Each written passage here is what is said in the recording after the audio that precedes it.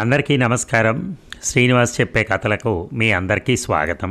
ఇప్పుడు మనం వినబోయే సీరియల్ తలుపు తెరిస్తే చస్తావ్ మూడో భాగం. రచన కొమ్మూరి సాంబశివరావు గారు. మరి సీరియల్లోకి వెళ్దామా? రండి రండి.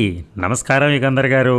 How do you do mister Raju అని బసవన్గూడ్ డివిజనల్ పోలీస్ ఇన్స్పెక్టర్ యుగంధర్ని రాజుని పలకరించి ఇన్స్పెక్టర్ శివಣ್ణ వైపు తిరిగి, ఈ కేసులో మీ ఇంట్రెస్ట్ ఏమిటి? డిటెక్టివ్ యుగంధర్ గారి ఇంట్రెస్ట్ ఏమిటి? ఏదో పెద్ద కేసుకు సంబంధించిందే ఉండాలి, లేకపోతే యుగంధర్ గారు రారు అన్నాడు నవ్వుతూ. దయచేసి నిన్న రాత్రి జరిగిన సంఘటన గురించి వివరాలు చెప్తారా అడిగాడు శివಣ್ణ. టెక్నికల్గా అది house breaking offence with the intention of theft, అంతేగాని ఆ మనిషి ఇంట్లోంచి చీపురు పొల కూడా ఎత్తుకుపోలేదు. యుగంధర్ తల ఊపాడు.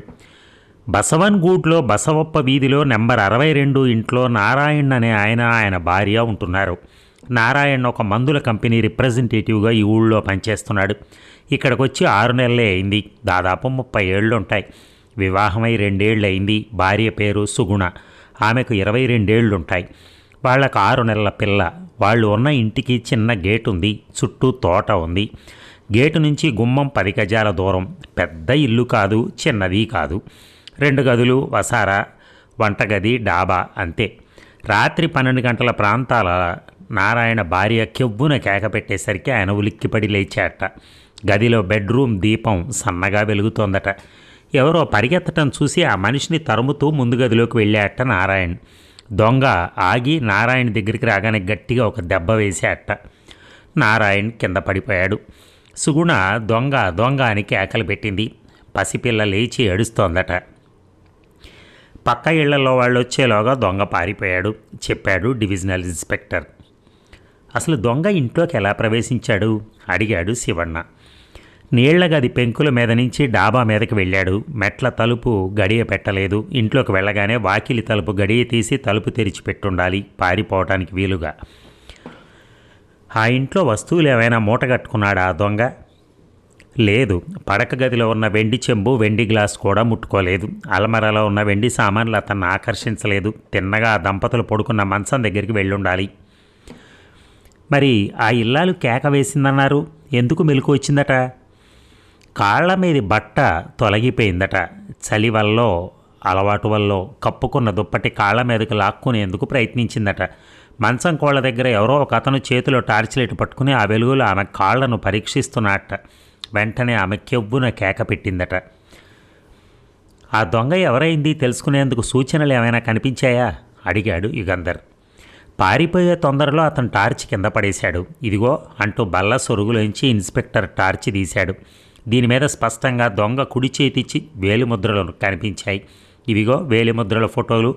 ఇంకో సెట్ హెడ్ క్వార్టర్స్కి పంపించాను, పాత నేరస్తుడేమో తెలుసుకోవటానికి అన్నాడు. మీరు మీ దగ్గర ఉన్న వేలిముద్రల ఫోటోలు తెచ్చారా అడిగాడు యుగంధర్ శివಣ್ಣని. తెచ్చాను అంటూ శివಣ್ణ జేబులోంచి ఒక కవర్ తీసి యుగంధర్కి ఇచ్చాడు. రాజు ఒక చిన్న బోతద్దం ఇచ్చాడు యుగంధర్కి. సుందర్రావు కాటేజీలో ప్రవేశించిన మనిషి వేలిముద్రల ఫోటోలు, నారాయణ ఇంట్లో ప్రవేశించిన మనిషి వేలిముద్రల ఫోటోలు బల్ల మీద పక్కపక్కన పెట్టి 10 నిమిషాలు శ్రద్ధగా పరిశీలించి, సందేహం లేదు ఒకే మనిషి అన్నాడు చివరికి యుగంధర్. ప్లీజ్ చెప్పండి, ఒకే మనిషి అంటే పాత నేరస్తుడా అడిగాడు బసవన్గూడ్ డివిజనల్ ఇన్స్పెక్టర్. ఓ రకంగా పాత నేరస్తుడే, కానీ ఇంతవరకు అతను పట్టుబడలేదు శివಣ್ణ జవాబు చెప్పాడు. అలాగా, వివరాలు చెప్పండి శివಣ್ణ చెప్పాడు. విచిత్రంగానే ఉంది. ఎవరతను? ఈ 2 సందర్భాల్లోనూ అతను దొంగతనానికి ఇళ్లల్లోకి ప్రవేశించలేదని తెలుస్తూనే ఉంది. వెండి బంగారు వస్తువులు చేతికందినా తీసుకోలేదు. అయితే తెగించి అర్ధరాత్రి వేళ ఎందుకు ఆ ఇళ్లలో జొరబడ్డాడో అన్నాడు బసవన్గూడ్ డివిజన్ ఇన్స్పెక్టర్ అఖ్తర్. అతను ఎవరో కానీ ఒక ఆడమనిషి కోసం వెతుకుతున్నాడు, అంతవరకు ఊహించచ్చు అన్నాడు యుగంధర్. అంతేనా అడిగాడు అఖ్తర్. అంతకన్నా ఊహించలేం ప్రస్తుతం అని యుగంధర్ లేచి నిలబడ్డాడు. నారాయణ్ని అతని భార్యను కూడా కలుసుకోవాలి అన్నాడు. నారాయణ ఆఫీస్కి వెళ్ళి ఉంటాడు చెప్పాడు అఖ్తర్. శ్రీమతి సుగుణ ఇంట్లో ఉంటుందిగా? ఉండొచ్చు అంటూ ఇన్స్పెక్టర్ అఖ్తర్ కుర్చీలోంచి లేచాడు. ఇన్స్పెక్టర్లు ఇద్దరూ యుగంధర్, రాజు జీపు కారెక్కి బయలుదేరారు. 10 నిమిషాల్లో నారాయణ ఇంటి ముందు జీపు కారు ఆగింది. తలుపు చప్పుడు కాగానే నారాయణ భార్య సుగుణ లోపల నుంచి వచ్చి తలుపు తెరిచింది. ఎర్రని పెదిమలు, అందమైన మొహం, ఆకర్షణీయమైన విగ్రహం, మెలమెలా మెరుస్తున్న కళ్ళు. విమలకి సుగుణకి ముఖరేఖల్లోనే పోలిక లేదు. ఇద్దరూ 25 వయసున్న యువతులు. ఇన్స్పెక్టర్ అఖ్తర్ని గుర్తుపట్టి, రండి, ఆ దొంగ ఆచూకీ తెలిసిందా అడిగింది సుగుణ. లేదు, దర్యాప్తు చేస్తున్నాం అని మిగతా వాళ్ళని ఆమెకు పరిచయం చేశాడు అఖ్తర్. నమస్కారం, మిమ్మల్ని గురించి చాలా విన్నాను, కూర్చోండి అంటూ హాల్లోకి తీసుకెళ్ళింది సుగుణ అందరినీ. నిన్న రాత్రి ఆ దొంగ మీ ఇంట్లో ప్రవేశించినప్పుడు మీ పడక గదిలో దీపం వెలుగుతోందా అడిగాడు యుగంధర్. సుగుణ తల ఊపింది. ఎలక్ట్రిక్ లైటా? అవును. అయితే మీరు ఆ దొంగని స్పష్టంగా చూసుండాలిగా. లేదు, చిన్న దీపం, అట్టే వెలుగు లేదు. నీలం రంగు బల్బు కావటం వల్ల స్పష్టంగా కనిపించలేదు. అదిగాక కాళ్ళ దగ్గర మనిషిని చూడగానే పంచప్రాణాలు ఎగిరిపోయేంత పని అయింది. ఏదీ చూసే స్థితిలో లేను.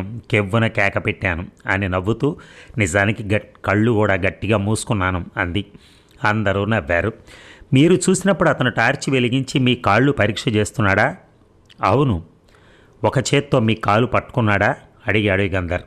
మొదట కాలు పట్టుకోలేదనుకుంటాను. నేను కాళ్ళు పైకి తీసుకుని దుప్పటి కాళ్ళ మీదకి లాక్కుంటూ ఉంటే కాలు పట్టుకున్నట్టు వెంటనే విడిచేసినట్టు అనిపించింది. దయచేసి బాగా జ్ఞాపకం చేసుకోండి. కాలు వెనక్కి తిప్పి చూడటానికి కాలు పట్టుకున్నాడా, లేక మీరు దుప్పటి కాళ్ళ మీదకి లాక్కుంటుంటే అప్రయత్నంగా కాలు పట్టుకున్నాడా అడిగాడు యుగంధర్. సుగుణ కాసేపు ఆలోచించి, అంత నిశ్చయంగా చెప్పమంటే చెప్పలేను అంది. సరేలేండి, అతన్ని మీరు సరిగా చూడలేదన్నారు. మొహం ఎట్లా ఉంది చెప్పలేకపోయినా పొడుగో పొట్టో, భారీ మనిషో బక్క మనిషో పోని చెప్పగలరా? పొడిగే అయ్యుండాలి. వంగినప్పుడు చూశాను. లావుగా లేడు, బక్కగానూ లేడు, ఒక యువకుడు అన్నది సుగుణ క్షణంసేపు కళ్ళు మూసుకుని ఆలోచించి. Good, very good. ఇంకొక విషయం, అతన్ని మీరు ఇదివరకు ఎప్పుడైనా చూశారా అడిగాడు యుగంధర్. లేదు. దయచేసి తొందరపడకండి, బాగా జ్ఞాపకం చేసుకోండి. మీకు పరిచయం ఉన్న మనిషి అయి ఉండడు. మీతో మాట్లాడి కూడా ఉండడు. ఏ బస్ స్టాండ్ వద్దో, ఏ కూరల బజార్లోనో, ఏ వీధి చివరో, మీ ఇంటి ప్రాంతాల ఎక్కడో నిలబడి ఈ మధ్య మిమ్మల్ని 1-2 సార్లు పరీక్షగా చూసుండాలి అతను. ఈ మధ్య అంటే ఈ 4-5 రోజుల్లో. అవును, ఆ విషయం మా ఆయనకు కూడా చెప్పాను. ఏమని చెప్పారు? 2 రోజుల క్రితం నేను డాక్టర్ దగ్గరికి వెళ్ళొస్తున్నప్పుడు ఎవరో ఒక అతను నా వెనకే వచ్చాడు. నేను బస్ స్టాప్ దగ్గర ఆగాను. అతను కొంచెం దూరంలో నిలబడ్డాడు. నేను బస్సు ఎక్కగానే అతను ఎక్కాడు. నా వెనకే ఇంటి వరకు వచ్చాడు. సమయానికి మా వారి ఇంట్లో లేరు. అంటే ఉంటే అప్పుడే అతని విషయం కనుక్కునేవారు. మళ్ళీ ఆ మనిషి మీకు కనిపించాడా? మర్నాడు, అంటే మొన్న పొద్దున నేను అరిటాక్ కోసం అని పక్కింట్లోకి వెళుతూ చూశాను. 2 ఇళ్ల అవతల దీపస్తంభం కింద నిలబడి నన్నే చూస్తున్నాడు. వెంటనే నేను ఇంట్లోకి వెళ్ళి మా ఆయనకి చెప్పాను. మా ఆయన వీధిలోకి వెళ్ళేటప్పటికీ అతను అక్కడ లేడు. Very good. వీధిలో నిలబడి మిమ్మల్ని పరికించి చూసిన మనిషికి మీ ఇంట్లో ప్రవేశించిన దొంగకి పోలికుందా? ఏమో, దొంగను సరిగా చూడలేదని చెప్పానుగా. ఒడ్డు పొడుగుల్లో ఇద్దరూ ఒకే మాదిరిగా ఉన్నారనుకుంటాను. మీ కాళ్ళ మీద కానీ పాదాల మీద కానీ పెద్ద పుట్టుమచ్చో లేక మరే ఇతర గుర్తో ఏదైనా ఉందా? పెద్ద మచ్చ ఏదీ కాళ్ళ మీద లేదు. థ్యాంక్స్. ఆఖరి ప్రశ్న, అతని చేతిలో కత్తి ఏదైనా ఉందా? ఉన్నదేమో, మరి నేను చూడలేదు జవాబు చెప్పింది సుగుణ. అంతలో లోపల నుంచి పసిపిల్ల ఏడుపు వినపడింది. చాలా థ్యాంక్స్ అమ్మా, మేము వస్తాం అని లేచాడు యుగంధర్. క్షణం ఆగండి, కాఫీ తెస్తాను. వద్దమ్మా, ఇప్పుడే తాగొచ్చాం. అయినా ఆగండి, మిమ్మల్ని ఒక విషయం అడగాలి అని లోపలికి పరిగెత్తి పాపాయిని ఎత్తుకుని క్షణంలో తిరిగి వచ్చింది సుగుణ. నిద్ర లేచి ఏడుస్తోంది. సామాన్యంగా ఏడవదు. గర్వంగా తను కన్న మొదటి పిల్లను గురించి చెప్పి, అతను ఎవరో దొంగతనం చేయడానికి రాలేదని స్పష్టంగా తెలుస్తోంది. మీరు అడిగిన ప్రశ్నలను బట్టి నన్ను చంపడానికో హాని చేయడానికో వచ్చాడనిపిస్తోంది. నాకు ముక్కు మొహం తెలియని మనిషి నా మీద ఎందుకు కసిపెట్టుకున్నాడు అడిగింది సుగుణ. అతను ఒక యువతిని హత్య చేయడానికి ప్రయత్నిస్తున్నాడు. తను హత్య చేయదలుచుకున్న యువతి ఎక్కడుందో ఆమె ఎవరో కూడా అతనికే స్పష్టంగా తెలియదనుకుంటాను. మీకు అతని వల్ల ఇక ఎటువంటి హాని జరగదని నిశ్చయంగా చెప్పగలను అన్నాడు యుగంధర్. మళ్ళీ ఇంట్లోకి ఎలా వస్తాడులేండి, డాబా తలుపు గడియ పెట్టి తాళం వేస్తున్నాం అన్నది సుగుణ నవ్వుతూ. ఇక హలో, కూర్చోండి, మీరు ఈ ఊరికి వచ్చారని తెలిసింది అన్నాడు Bengaluru city commissioner of police నవ్వుతూ డిటెక్టివ్ యుగంధర్కి రాజుకి షేక్ హ్యాండ్ ఇచ్చి. అప్పుడే ఎలా తెలిసింది అడిగాడు యుగంధర్. మాది పోలీస్ డిపార్ట్మెంట్ అని, మీరు ప్రసిద్ధ డిటెక్టివ్ అని మర్చిపోతున్నారా? పని మీద వచ్చారా? యుగంధర్ తను వచ్చిన పని ఏమిటో చెప్పాడు. ఎవరో ఒక యువకుడు ఒక యువతి కోసం వెతుకుతున్నాడు. ఆ యువతి ఆనవాలు కానీ చిరునామా కానీ అతనికి తెలియవు. కానీ అతను ఆ యువతి మీద అమితమైన ద్వేషం, కసి పెట్టుకుని ఆమెను హత్య చేయాలని ఆమె కోసం వెతుకుతున్నాడు. మై డియర్ కమిషనర్, ఇటువంటి పరిస్థితులు చాలా అరుదు. అతనెవరో మనకు తెలియదు, ఆ యువతి ఎవరో కూడా మనకు తెలియదు. అయినా ఆమెను హత్య చేయకముందే మనం అతన్ని పట్టుకోవాలి అన్నాడు. అతన్ని పట్టుకునేందుకు ఏమైనా ఆధారాలు ఉన్నాయా? అతని వేలిముద్రల ఫోటోలు 2 జతలు ఉన్నాయి మన దగ్గర. పొడుగ్గా సన్నగా ఉంటాడని తెలిసింది. ఇంతకన్నా స్పష్టంగా అతని ఆనవాలు తెలియలేదు. అతను సుందర్రావు కాటేజీలో పడేసిన కత్తి ఎక్కడ కొన్నది కూడా తెలియలేదు.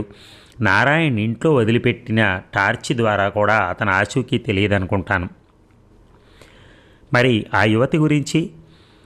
ఆమె గురించి దాదాపు ఏమీ తెలియదనే చెప్పాలి. 25 ఏళ్లలోపు స్త్రీ అయి ఉంటుంది, వివాహితురాలు, అందమైంది. ఓ కాలు మీదో 2 కాళ్ళ మీదో మత్సో ఘాటో ఏదో గుర్తు ఉండి ఉండాలి, అంతే. మీరు చెప్పిన విషయం బట్టి ఆ స్త్రీ బెంగళూరులో నివసిస్తున్న స్త్రీ కానక్కర్లేదు. శ్రీమతి విమల మద్రాసు నుంచి వచ్చి బృందావన హోటల్లో దిగింది కదూ.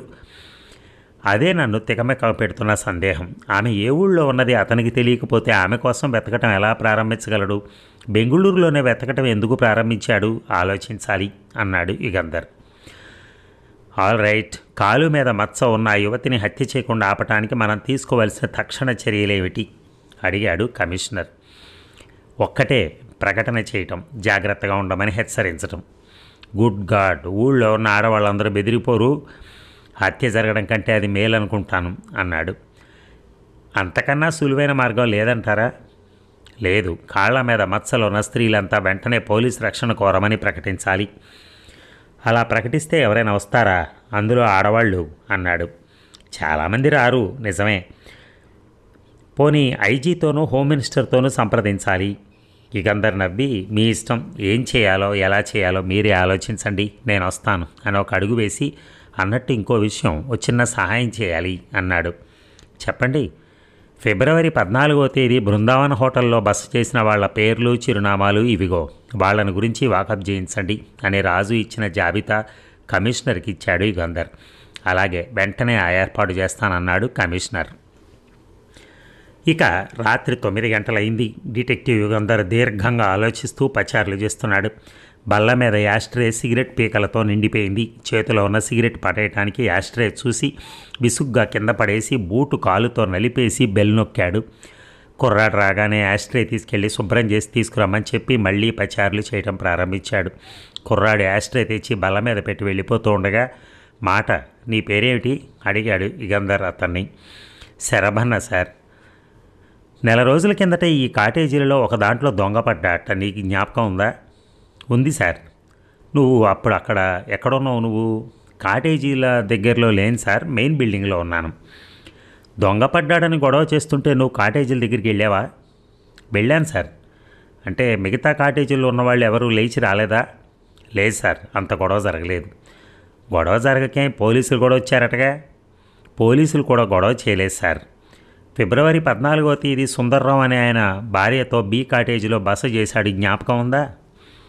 జ్ఞాపకం ఉంది. నేనే కారులోంచి సామాన్లు తీసుకెళ్లి కాటేజీలో పెట్టాను. వాళ్ళు కాటేజీలో దిగిన తర్వాత ఎవరైనా వాళ్ళ కాటేజీ ప్రాంతాలకు కానీ ఎదురుగా ఉన్న చెట్ల దగ్గరికి కానీ తారట్లాడటం నువ్వు చూసావా? బయట వాళ్ళు ఎవరైనా వచ్చి కాటేజీల దగ్గర తారట్లాడుతుంటే మేము చూస్తూ ఊరుకోం సార్. మిగతా కాటేజీల్లో బస చేసే వాళ్ళు ఎవరైనా తిరుగుతుంటే మేము పట్టించుకోం. బాగా జ్ఞాపకం చేసుకుని చెప్పు. మిగతా కాటేజీల్లో బస చేసిన వాళ్ళల్లో ఒక యువకుడు ఎవరైనా బీ కాటేజ్ ముందు చాలాసేపు నిలబడ్డా? శరభన్న నిమిషం సేపు మౌనంగా ఉండి, జ్ఞాపకం లేదు సార్ అని. కాటేజీల్లో దిగిన వాళ్ళెవరూ మీరు చెప్పినట్టు ఇంకో కాటేజీ ముందుకు నిలబడరు సార్. అలా జరిగితే నేనో ఇంకో కుర్రాడో ఏం కావాలని అడిగేవాళ్ళం అన్నాడు. గుడ్. మిగతా కుర్రాళ్లను ఈ విషయం అడిగి తెలుసుకొని నాకు చెప్తావా? కనుక్కొని చెప్తాను సార్ అని శరభన్న వెళ్ళిపోయాడు. 5 నిమిషాల తర్వాత రాజు వచ్చాడు. అతని చేతిలో సాయంకాలం వెలువడిన పత్రికలు చాలా ఉన్నాయి. అన్ని పత్రికలు ఎందుకు తెచ్చావు అడిగాడు యుగంధర్. పోలీస్ కమిషనర్ ప్రకటన ఉంది అంటూ దినవాణి పత్రిక యుగంధర్కి ఇచ్చాడు రాజు. మొదటి పేజీలో 4 పక్కల రూల్స్ కట్టి 4 అంగుళాల పొడుగున 2 కాలాల ప్రకటన ప్రాముఖ్యంగా కనిపించింది. హెచ్చరిక: తలుపు తెరిస్తే చస్తావు, జాగ్రత్త. ఒక యువతిని హత్య చేయడానికి ఒక యువకుడు ప్రయత్నిస్తున్నాడు. ఆ యువతిని గురించి కానీ ఆ యువకుడిని గురించి కానీ ఆనవాళ్లు, వివరాలు, ఆచూకీ పోలీసులకి ఇంకా తెలియలేదు. 25 ఏళ్ల యువతి కాళ్ళ మీద ఎక్కడో పుట్టుమచ్చ కానీ, ఘాటు కానీ, ఇంకేదైనా మచ్చ కానీ ఉండి ఉండొచ్చు. హంతకుడు అటువంటి మచ్చ ఉన్న యువతి కోసం వెతుకుతున్నాడు గనక నగరంలో యువతులందరూ కాళ్ళ మీద మచ్చ ఉన్న యువతులు ముఖ్యంగా చాలా జాగ్రత్తగా ఉండాలి. ఒంటిగా ఎక్కడికి వెళ్ళొద్దు, నిర్జన ప్రదేశాలకు వెళ్ళొద్దు. రాత్రిళ్ళు తలుపులు జాగ్రత్తగా గడియలు పెట్టుకోవాల్సిందని హెచ్చరిస్తున్నాను. తనను హత్య చేయడానికి అతను ప్రయత్నిస్తున్నాడేమో అని ఏ యువతికైనా అనుమానం కలిగితే తక్షణం స్థానిక పోలీసుల్ని కలుసుకోమని కోరుతున్నాను. రక్షణ ఏర్పాట్లు చేస్తాం. హత్య చేయడానికి ప్రయత్నిస్తున్న ఆ యువకుడి గురించి ఎవరికైనా ఏమైనా తెలిస్తే టెలిఫోన్ ద్వారా కానీ, ఉత్తరం ద్వారా కానీ, స్వయంగా వచ్చి కానీ వెంటనే తెలియచేయమని కోరుతున్నాను. ఇట్లు పోలీస్ కమిషనర్. చాలా సులభంగానే ఉంది ప్రకటన అని నవ్వాడు రాజు. ఎందుకు నవ్వుతున్నావు? రేపు పొద్దుటి నుంచి పోలీస్ కమిషనర్ ఆఫీస్కి వెళ్ళే యువతుల గురించి, ఆయనకొచ్చే టెలిఫోన్ కాల్స్, ఉత్తరాల గురించి. అవును, బెదిరిపోయి వచ్చేవాళ్ళు, ఉత్త పుణ్యానికి ఎవరి మీదో కంప్లైంట్ ఇచ్చేవాళ్ళు చాలామంది ఉంటారు. అది తప్పదు అన్నాడు యుగంధర్. అందుకే నవ్వొచ్చింది. రేపు మధ్యాహ్నం అయ్యేసరికి కమిషనర్ మిమ్మల్ని తిట్టుకుంటూ కూర్చుంటాడు. ఎందుకు? ఇటువంటి సలహా ఇచ్చినందుకు. యుగంధర్ నవ్వి, పోలీస్ శాఖకి పని ఎక్కువైనా పర్వాలేదు, ఫలితం కలిగితే. హంతకుడి చర్యల గురించి ఆలోచిస్తున్నాను. ఏమిటి ఆలోచిస్తున్నారు? అతని చర్యలు హేతువాదానికి సరిపోవటం లేదు. వీళ్ళకి ఒక యువతిని హత్య చేయదలుచుకున్న ఆ యువకుడిని ఏ అని పిలుద్దాం. అతనికి బి అనే యువతితో ఎప్పుడో పరిచయం అయి ఉండాలి. అతనికి బి ఏదో అపకారం చేసి ఉండాలి. కనీసం తనకి బి అపకారం చేసిందని ఏ అనుకుంటూ ఉండాలి. చిన్న సవరణ సార్. ఏమిటి? ఏకి బీకి అసలు పరిచయం ఉండి ఉండవలసిన అవసరం లేదేమో. ఏకి బి అపకారం చేసి ఉండవలసిన అవసరం కూడా లేదేమో. విపులంగా చెప్పు. బి ఇంకెవరికో ఏకి కావలసిన మనిషికి ఏదో అపచారం చేసి ఉండొచ్చు. ఆ మనిషి ఏకి అన్నో, తమ్ముడో, తండ్రో, స్నేహితుడో ఎవరో కావచ్చు. అతను చనిపోయి ఉండొచ్చు. లేదా ఆ మనిషిని బి హత్య చేసి ఉండొచ్చు. ఏ ఎక్కడి నుంచో ఈ ఊరికి వచ్చాడు. కాలు మీద మచ్చున్న యువతి వల్ల తనకు ఆత్మీయత ఉన్న ఆ మనిషికి అపచారం జరిగిందని తెలుసుకుని కసి తీర్చుకునేందుకు కంకణం కట్టుకున్నాడు అనుకుందాం. అప్పుడు ఇటువంటి పరిస్థితిగా కలుగుతుంది అన్నాడు Raju. You are perfectly correct. B కోసం ఏ వెతకటం ప్రారంభించాడు. బెంగళూరులో ఉంటుందని తెలిసి ఉండాలి. అందుకేదో ఆధారం ఉండి ఉండాలి కదా. అవును. అయితే సుందర్రావు భార్య విమల కాలు పరీక్షించడానికి వాళ్ళున్న కాటేజీలోకి ఎందుకు వెళ్ళాడు? సుందర్రావు అతని భార్య ఫిబ్రవరి 14వ తేదీ సాయంకాలం ఈ ఊరికి వచ్చారు. ఆ రాత్రే వాళ్ళ కాటేజీలో ప్రవేశించాడు. విమల మద్రాసు నుంచి వచ్చింది. మద్రాసు నుంచి విమలను వెంటాడొచ్చాడా, లేక ఈ హోటల్లో ఆమెను చూసి అనుమానం కలిగి నిర్ధారణ చేసుకునేందుకు వాళ్ళ కాటేజీలో చొరబడ్డా? అదే నిజమైతే బి కోసం వెతకటం ఈ ఒక్క ఊరికే పరిమితం కాదన్నమాట కదూ. ఈ ఊళ్ళోనే ఉంది అని అనుకోవటం లేదన్నమాట అన్నాడు యుగంధర్. రాజు తల ఊపి, అవును సార్, అంత గందరగోళంగా ఉంది అన్నాడు. జరగబోయే ఆ హత్యను మనం ఆపలేమనుకుంటాను. ఏ పిచ్చివాడైనా అయి ఉండాలి, లేక అమోఘమైన తెలివితేటలు ఉన్నవాడైనా అయి ఉండాలి. అందువల్లేనా ఆ హత్య ఆపలేమన్నారు? అవును. పిచ్చివాడైతే అతని చర్యలకు ఒక దారి తెన్నుండదు. కాలి మీద మచ్చున్న స్త్రీలను మనం రక్షించడానికి ప్రయత్నిస్తూ ఉంటే మొహం మీద మచ్చున్న స్త్రీలను అతను హత్య చేయవచ్చు. తెలివైన వాడైతే అతను ఏం చేయబోతున్నది మనకు పట్టాన తెలియనివ్వడు అన్నాడు యుగంధర్. అంతలో టెలిఫోన్ మోగింది. యుగంధర్ రిసీవర్ తీసుకుని, యుగంధర్ స్పీకింగ్ అన్నాడు. ఇన్స్పెక్టర్ శివన్నని. మా డివిజన్లో ఒక ఇంట్లో హత్య జరిగింది. హత్య చేయబడ్డదెవరు?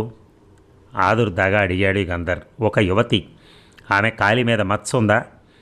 తెలియదు. బయలుదేరి వెళ్తున్నాను. మీరు వస్తారా? తప్పకుండా. కిట్టప్ప పార్కు వెనక ఉన్న రథం వీధికి రండి, ఇంటి నెంబర్ 4 అనేసి వాడిన రిసీవర్ పెట్టేశాడు. యుగంధర్ చేతి గడియారం చూసుకున్నాడు. 9:45 అయింది. పద రాజు, వెళ్దాం అన్నాడు. మరి అక్కడికి వెళ్ళి వాళ్ళు చూసింది ఏమిటి? వాళ్ళకి ఏమైనా క్లూ దొరికిందా? లేకపోతే వీళ్ళు అనుకుంటున్న వాళ్ళకి వీళ్ళు ఏదైతే అనుమానపడుతున్నారో ఆ అనుమానం నిజంగానే అక్కడ జరిగిందా? ఇవన్నీ మనం మళ్ళీ రేపు తెలుసుకుందాం. Thank you very much. ధన్యవాదాలు.